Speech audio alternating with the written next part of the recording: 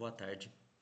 Eu sou João Gabriel e eu vim apresentar o meu trabalho na determinação do coeficiente de dilatação volumétrica de um líquido, com os meus colegas Rafik Neder, Gabriel Paganini e João Gabriel Nunes.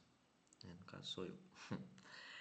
O resumo desse relatório, ele busca um aprofundamento nos conhecimentos do estudo da eficiência térmica de um sistema de aquecimento pela manta elétrica e determinação do coeficiente de transferência de calor por convecção, que a gente vai determinar como um H, letra H.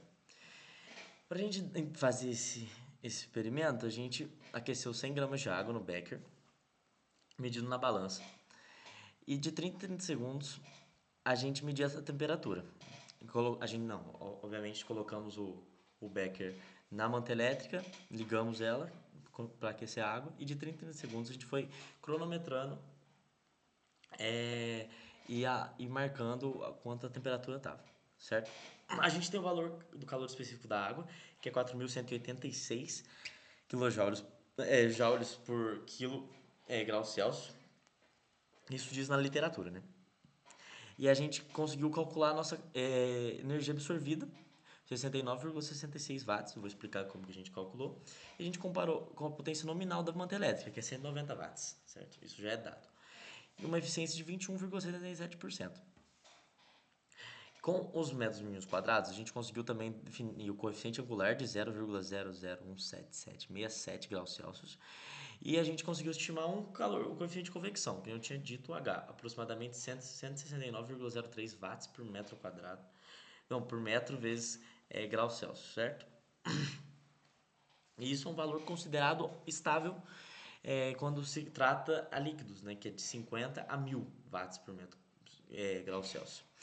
Então, após tudo isso, a gente concluiu que houveram muitas perdas, né? Porque a eficiência apenas de 21%, né, é muito baixa.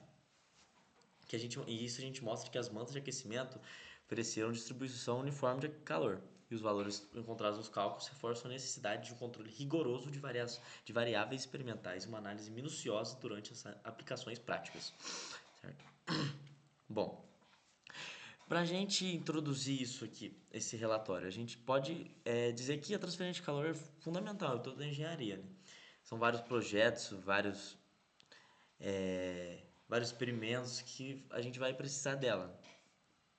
Na engenharia civil, por exemplo, a transferência de calor está relacionada ao conforto térmico de edificação até a eficiência de sistemas de calor e resfriamento.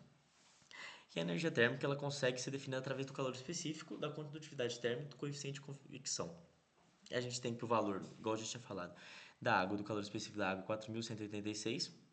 Isso serve em referência em calorimetria, pelo fato de conseguir armazenar energias sem grandes variações de temperatura. As mantas são frequentemente utilizadas para aquecimento controlado de substâncias. Estudos explicam que mesmo que mantas de silicone consigam proporcionar até a uniformidade de calor, até 70% da energia pode ser perdida por convecção natural, condução de recipientes e radiação, sobretudo na ausência de isolamento térmico eficiente. Materiais e métodos. Para a gente fazer esse experimento, a gente teve que pegar um becker, pegar uma manta elétrica de laboratório, né, para a gente aquecer a água.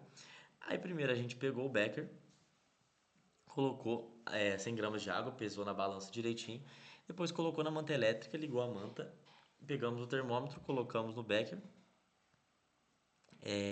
e a gente começou de 30 em 30 segundos a medir com o cronômetro para observar o quanto de água o quanto que variava a temperatura da água, certo? Enfim, aí a gente chegou nos resultados. Não, primeiro antes dos resultados, aqui as imagens do experimento. Antes dos resultados, a gente precisa falar dos fundamentos teóricos, né? Que para alcançar nossos objetivos dos cálculos, a gente baseou em 3 conceitos teóricos principais. Que o primeiro é a equação fundamental da calorimetria, que é Q igual a M vezes C delta T. Onde Q é a quantidade de calor trocada, M é a massa da substância, que no caso a nossa era a água, C é o calor específico, e a variação de temperatura é o ΔT, certo? A segunda equação é para você calcular o coeficiente de convecção H, que era um dos nossos principais objetivos, que é H é igual a B vezes C vezes M dividido por A, onde H é o coeficiente de transferência de calor e convecção, B é uma constante associada ao comportamento de resfriamento, M é a massa de água, C é o calor específico e A é a área de superfície da água em contato com o ar, certo? E por fim, a eficiência da potência, né? Que é basicamente a potência útil dividido pela potência total vezes 100, para a gente determinar isso em porcentagem, certo? Beleza. Aqui são os dados experimentais que a gente obteve. Aqui, beleza. Aqui estão nossos gráficos, certo? O método dos mínimos quadrados, desvio padrão, e aqui está nossos resultados. Aqui o tempo, aí tá vendo 100 gramas, aí a gente contou de 30 em 30 segundos, né, por 10 minutos. Aqui começa a temperatura inicial a 20 graus, termina lá com 79,6 graus, certo? Com isso a gente usou o Python para aplicar esse dado para esse gráfico, certo? Melhor ajuste. A linha vermelha é o melhor ajuste, com os nossos dados, e o em azul é os nossos dados, certo? Ou seja, a partir dessa análise do gráfico, a gente vê que a gente obteve a taxa de aquecimento, B igual a 0,0017767 graus Celsius por segundo, sendo assim o coeficiente angular da reta, certo? Com base nessa inclinação da curva, a gente conseguiu determinar a potência térmica, que é P igual a 69,66 watts, levando em conta a massa da água e o calor específico, 4.186, que já tinha falado na literatura. A determinação do coeficiente de transferência de calor por convecção ocorreu a partir da equação 2, que eu já tinha mencionado, relaciona a taxa de aquecimento, o B, certo? A massa de água, o calor específico e a área da base do becker, que a gente mediu em laboratório.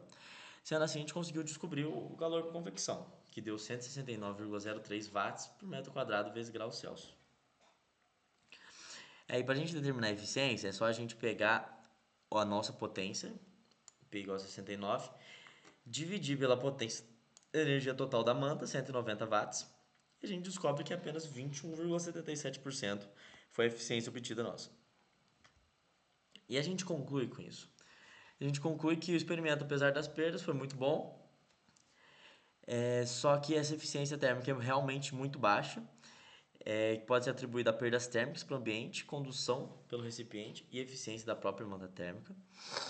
Além disso, o coeficiente de transferência de calor por convecção teve um resultado positivo, que é compatível com o coeficiente de convecção natural de líquidos na literatura, e demonstra que o sistema segue a dinâmica de trocas térmicas por convecção com meio. Os resultados obtidos ressalvam que a importância de certas melhorias, como isolamento térmico do sistema, maior controle das trocas de calor no ambiente e ao redor, e aumento da frequência na coleta das temperaturas.